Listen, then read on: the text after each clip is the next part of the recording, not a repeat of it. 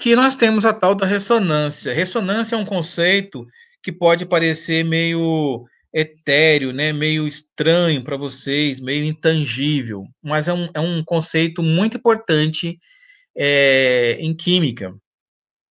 E ele é o seguinte: quando uma molécula ou íon poliatômico pode ser representado, como está mostrado aqui, pode ser representado por mais de uma estrutura de luz, sem que se modifique o arranjo atômico, disse que esta espécie apresenta o efeito de ressonância.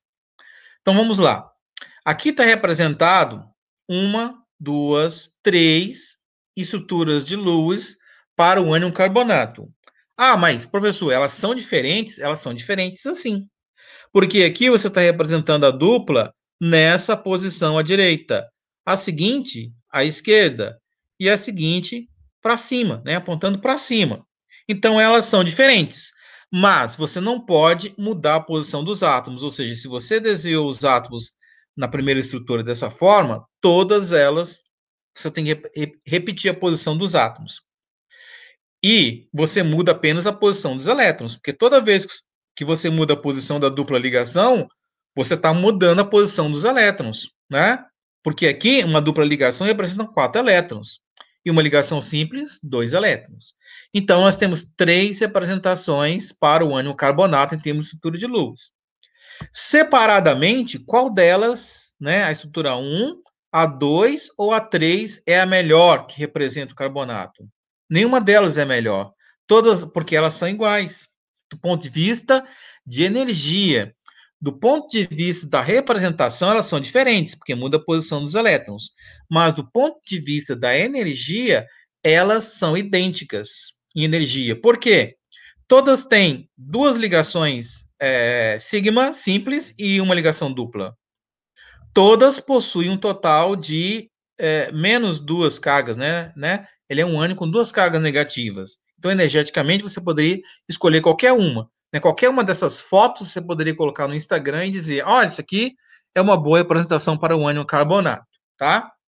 Essas estruturas de luz diferentes entre si apenas na posição dos elétrons são chamadas estruturas de ressonância. Tá? Simplesmente. A estrutura de ressonância, portanto, é sempre uma estrutura de luz. Mas nem toda estrutura de luz é uma estrutura de ressonância. Você pega, por exemplo, a molécula do H2, do hidrogênio, é H-H. Só tem uma estrutura possível para o hidrogênio. Como é que é a molécula do H2? Como é que eu vou ter estrutura de ressonância se eu tenho apenas uma estrutura de luz? Para ter estrutura de ressonância, você precisa ter várias estruturas de luz para o mesmo composto e, particularmente, ter ligações múltiplas. Quando você tem ligações múltiplas, você pode mudar a posição da ligação múltipla, dupla ou simples, e obter diversas estruturas de luz.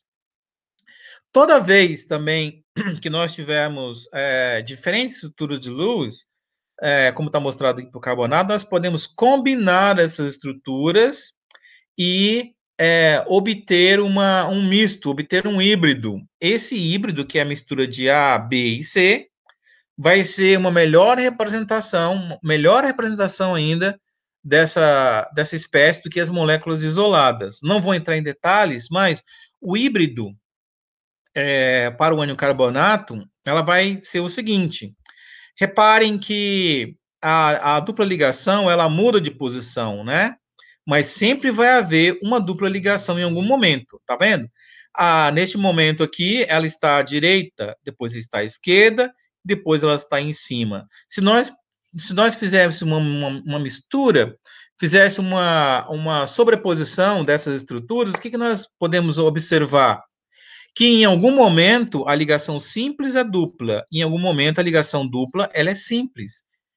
E a conclusão é, a ligação no carbonato, carbono-oxigênio, ela não é nem dupla nem simples, mas é um intermediário entre elas. E na prática ela é assim. Ela tem um caráter de dupla e de simples. Graficamente, em termos de desenho, como é que eu represento uma ligação parcialmente dupla, parcialmente simples? Eu desenho uma linha cheia, representando uma ligação covalente completa, e desenhamos uma segunda ligação, mas só que tracejada. É para dizer, olha, essa ligação, ela não é dupla apenas 100%, mas ela também não é simples 100%. Então, ela tem que ser dupla e simples nos três, o que leva à conclusão de que as ligações no ânion carbonato, elas precisam ser idênticas no híbrido, né? E na realidade também. Quando você pega a estrutura de luz separada, essa estrutura de luz, por exemplo, você está dizendo que essa ligação carbono-oxigênio aqui, simples, ela é mais longa do que essa ligação carbono-oxigênio dupla. Porque vocês sabem, quanto mais elétrons eu coloco entre os núcleos, mais esses núcleos podem se aproximar, já que a repulsão entre eles vai ser minimizada. Então, uma ligação dupla é mais curta do que uma ligação simples. A ligação tripla é mais curta do que uma ligação dupla, tá? É, então, nós deveríamos ter dois tipos de ligação, de comprimento de ligação no ânion carbonato. E as medidas físicas, né? Os físico-químicos fizeram medidas, né? Fizeram cálculos e descobriram de fato que a realidade está mais próxima do híbrido, ou seja, o comprimento das ligações no ânion carbonato, elas são idênticas entre si, tá bom? E de fato, olha, os comprimentos são esses mostrados aqui, ó, 1,43, 1,22 e 1,39 angstroms, né? A ligação típica simples é 1,43, a ligação dupla 1,22, mas no carbonato ela vai ser de apenas de 1,29, tá? Que é justamente intermediária entre elas. Aqui são mostradas algumas supostas, né, é, violações da regra do octeto, mas não tem nada a ver. Quando nós temos aqui o berílio, é porque o berílio só tem mesmo condições de aceitar esses 4 elétrons na camada de valência dele. Tá? Ele não tem capacidade de aceitar 8 elétrons. E, portanto, ele para nesse processo aí. Tá? E isso vai acontecer para as demais moléculas também, no átomo de boro. Né? O boro é da família 6A. Ele tem apenas ali um total de 3 elétrons na camada de valência. Embora ele possa aceitar 8 elétrons na camada de valência, ele só tem 2 elétrons, do que o berílio, né? O berílio só tem 2 elétrons. Ele aceita até 8, mas ele só tem 2 elétrons para poder compartilhar ali. Então, ele só faz essas duas ligações. Ele não chega a 8, ele para em 2. O boro aqui, ele está com 6 elétrons na camada de valência, né? Que são os elétrons da ligação covalente aqui, mas ele poderia chegar até 8, mas não tem esses elétrons, né? Aí, se você tentar fazer uma ligação dupla com o cloro, você vai gerar carga. Você vai gerar carga positiva no cloro, formal, e carga negativa no boro. Quando você gera cargas, você aumenta a energia da estrutura, então ela fica inviável. Então, a melhor estrutura de luz que representa um composto é sempre aquela que seja carga formal zero, tá bom? Então, não pode fazer uma dupla do carbono, do cloro aí com o boro. E nós temos outro exemplo aí, né, do F5, do SF4, do I3-, né, que é o ânion triodeto, pelo mesmo princípio, né, a questão de capacidade de elétrons na última camada.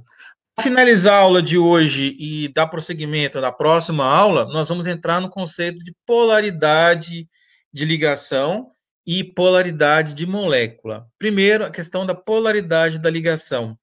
Polaridade da ligação, ela vai ser gerada em função de uma distribuição desigual de elétrons em uma ligação. Quando que você vai ter uma distribuição desigual de elétrons em uma ligação covalente? Quando os átomos ligados forem diferentes. Quando os átomos ligados são diferentes, eles têm diferentes capacidades de atraírem os elétrons para os seus núcleos, ou seja, eles têm diferentes eletronegatividades. Quanto maior for a diferença de eletronegatividade, né, ou seja, quanto maior for a diferença de habilidade de atrair elétrons para o seu núcleo, mais você vai fazer com que o par de elétrons fique probabilisticamente mais próximo do núcleo A ou do núcleo B, tá bom? E mais polarizada será essa ligação. Então, do ponto de vista prático, para nós termos uma dimensão da intensidade da polaridade de uma ligação, nós podemos ter ideia fazendo delta, fazendo a diferença entre as eletronegatividades. Por exemplo, aqui está mostrando moléculas, né, de halogênios, tá bom? Combinando entre si. O flúor pode combinar com bromo? Claro que pode. Cloro pode combinar com iodo? Claro que pode. Eles são compostos e as valências deles estão incompletas, eles podem reagir entre si. Mas então, nós temos aqui várias moléculas, né? As eletronegatividades em cima e o cálculo do delta embaixo. Então, verifiquem para a molécula do FBr, a diferença é 1,2. Para a molécula do CLI, é 0,5, para o CLBr 0,2. Para o cloro, o delta é zero, obviamente, eles são iguais. Nós sabemos que não há diferença de eletronegatividade, essa ligação ela vai ser apolar, não tem polaridade aí, né? Nós já comentamos isso, tá? É 100% covalente. A ligação cloro-cloro é 100% covalente, a ligação fluoro-fluoro é 100% covalente. Em todas as demais ligações aqui, elas não são 100% covalentes, elas têm um certo caráter iônico, porque tem uma diferente polaridade de eletronegatividade entre os átomos, tá? O que nós podemos afirmar é que essa ligação aqui, que tem o delta de 1,2, vai ser uma ligação mais polarizada do que a ligação, por exemplo, com cloro e bromo, 0,2. Então, essa ligação cloro-bromo tem mais caráter covalente do que a ligação flúor-bromo. É mais fácil romper a ligação flúor-bromo, que tem menos caráter covalente, do que romper a ligação cloro-bromo, que tem maior caráter covalente, tá bom? Aqui, embora esteja em inglês, dá para compreender perfeitamente, tá? Variação de eletronegatividade para os átomos ligantes. Quando é zero, nós temos um tipo de ligação que vai ser covalente não polar. Se a variação é zero, nós temos aqui como no cloro covalente não polar. Se você tem um delta intermediário, né, por exemplo, aqui nós temos 0,5, né, 1 aqui intermediário, a ligação vai ser covalente polar, né, essa aqui, né, covalente polar intermediário. Quando a variação de eletronegatividade for muito grande, aí nós estamos comparando metais com não metais, tá? A diferença vai ser muito brutal. Nesse caso aí, nós vamos chegar para o espectro dos tipos de ligação, do tipo de ligação iônica, tá? Que é um resumo da aula que a gente fez hoje. Então, resumindo aqui, em relação ao delta de eletronegatividade, o tipo de ligação. O caráter iônico da ligação aumenta aqui, como está mostrado, da esquerda para a direita, na medida que o caráter fica iônico, e, ao contrário, ela vai aumentar da direita para a esquerda, tá certo? O caráter covalente. E hoje nós damos por finalizada a aula de hoje. Eu vou postar alguns arquivos de suporte, algumas apresentações que vêm de livros, né? Que eu consegui na própria internet. Eu vou disponibilizar para vocês, porque elas vão dar muito mais detalhes para vocês aí, tá certo? Como eu disse também, se preocupe em entender o conceito, não fiquem preocupados com a avaliação. Eu vou tentar colocar algum trabalho para vocês. Eu não vou fazer uma prova tradicional de múltipla escolha, essas coisas assim. Eu vou tentar ver algum método de avaliação, mas certamente não será algo tradicional. Então, não se preocupe, tentem fixar os conceitos, porque esses conceitos vão ser importantes para o próximo semestre, tá certo? Mas eu vou buscar fazer algum tipo de verificação com vocês. Tá? Vou parar aqui esse compartilhamento e voltar para a nossa reunião aqui. E agora nós vamos vir aqui.